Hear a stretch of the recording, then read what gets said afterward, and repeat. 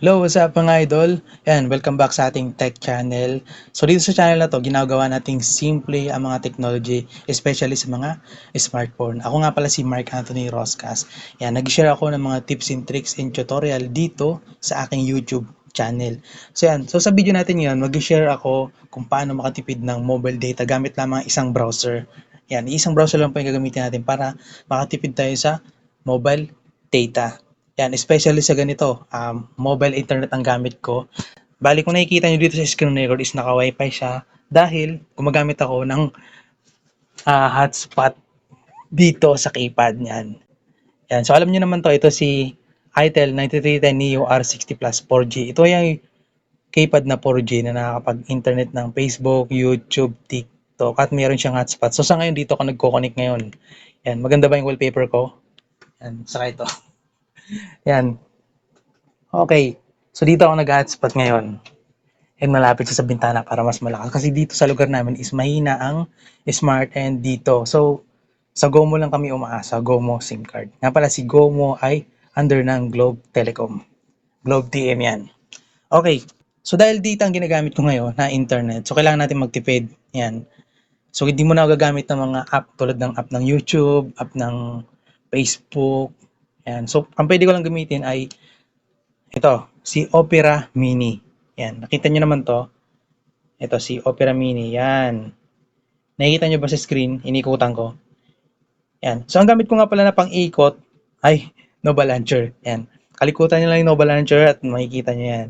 Pero kung gusto nyo magpaturo kung paano magkaroon ng ganito, comment na lang kayo dyan sa comment section kung paano kayo turuan ng ganito. Sa mga gusto mag-screen record, yan.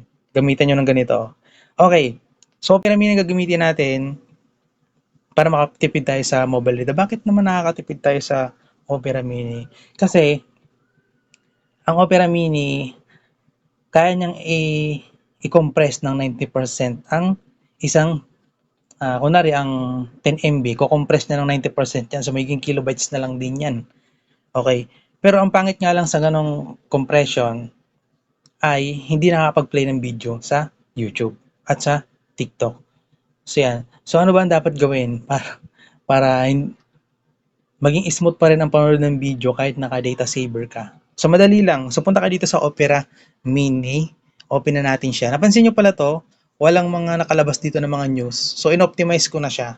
So, wala na kayong makita dito na ali-aligid na mga parang news. Yan. Sa mga gusto magpaturo kung paano tanggalin yan, mag-comment lang kayo dyan sa aking comment section at tuturuan ko kayo sa mga next na video ko. So, okay, pag nandito na tayo sa ating Opera Mini, click na natin letter O, yung logo ng Opera. Then dito, punta tayo dito sa settings. Okay, pag nandito na kayo, hanapin niyo yung data saving. Yan. So dito nakapansin niyo ito to, tuturo ko sa inyo Yan. So pag click niyo yan, so ang default niya ay naka-automatic ito Yan, naka-automatic. Then ang ginawa ko, pinili ko yung high. Yan. So meron ditong high, stream, off. Yan, so mamimili ka dyan. So ang pinili ko ay high, alam niyo kung bakit.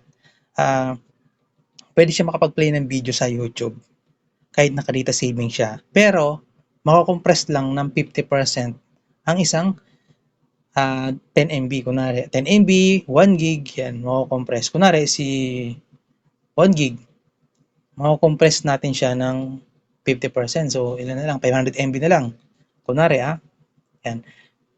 Ang sinasabi ko kanina ng unang video ko, yung kaya mag-compress ng 90%, ito, stream. Gagamitin mo lang ito kapag nagbabasa ka lang dito ng mga news or kaya nag-search ka lang sa Google, sa Facebook, ganun lang.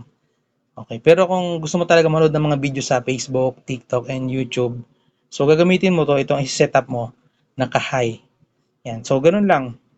Yan, so ganun lang. Sa ngayon is hindi pa naayos yung wifi namin kahit dumating na yung mga technician. Anong oras na? 12:46 na ng hapon. Umaga pa sila dumating dito, mga 8 yata. Yan. Yan. Basta meron silang sinusundan na linya. Yan. Sa ngayon, wala pa tayong internet. At lang nagtataka lang talaga ako kasi ganito yan. Nag-concern kami sa Converge nung February 15 pa ng umaga. Kasi umaga kami nawala ng internet Sabi nung mga nagre-repair, kanina lang daw binigay sa kanila yung job order.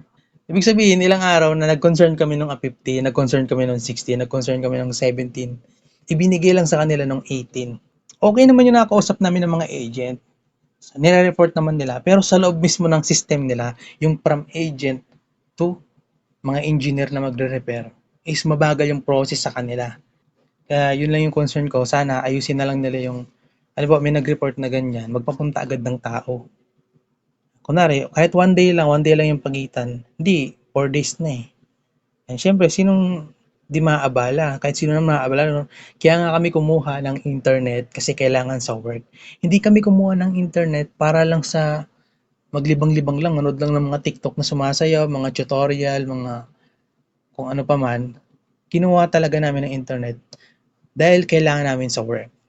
Yan, work ng misis ko. So sana may nanonood dito ng mga tao Converge. Yan, kung sino man yung mga namumuno dyan, dapat nag-concern kami nung A15, dapat nung A15, di kaya 16, na ibigay nyo na sa mga magre-repair yung job order para magawa na nila. Hindi, 18 na ngayon, tapos yan, possible pa na hindi pa maayos. Masaya kami kasi ayusin nyo na, pero kasama yun sa binayaran namin na ayusin ang serbisyo ninyo. Hindi yung parang kasalanan pa namin ba't wala kaming internet, tapos utang na loob pa namin kapag ni-repair nila. So yan lang. Dito lang, Bismarck. See you on my next video. Peace out.